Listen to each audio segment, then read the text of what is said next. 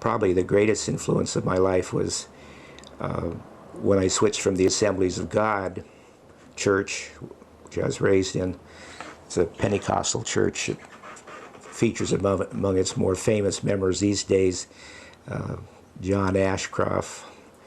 But I began attending Revival Center downtown and got involved in a group called the Challengers, which for me was an amazing experience because I lived in such a lily white environment till that time.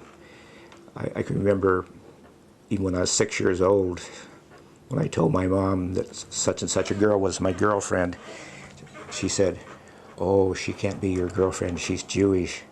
And she said it as if it was some communicable disease or something. So there are a lot of experiences, as I say, even though we were poor and downgraded and discriminated against even in the Cub Scouts because of our welfare status, we were still, quote, better than them. But when I wasn't quite 16, I was 15 when I started going into the Revival Center, which was an interesting operation. First time it had an integrated congregation.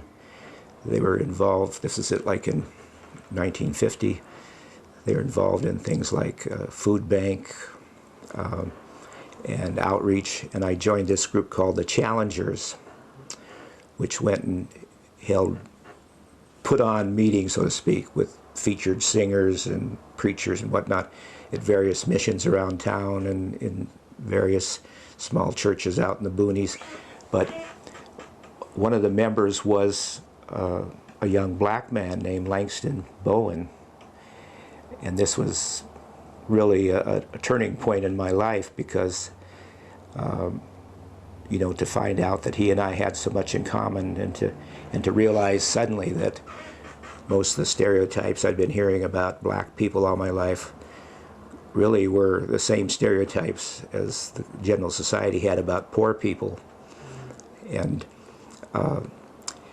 he was an interesting guy. He was a younger brother of Paul Bowen, who had been the Independent Party candidate for U.S. Senator in 1950, which was kind of a front for the Communist Party, since it was not allowed to operate openly at the time.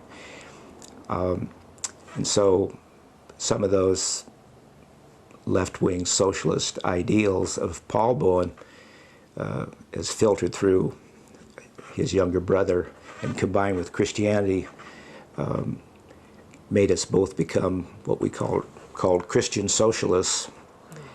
And about that time I began attending an otherwise all-black church in the Central Area, Madison Temple up on 23rd and Madison, which at that time was one of the axes of population concentration for blacks. And so I sort of became involved in civil rights, such as I knew it, in socialism, such as I knew it at that time.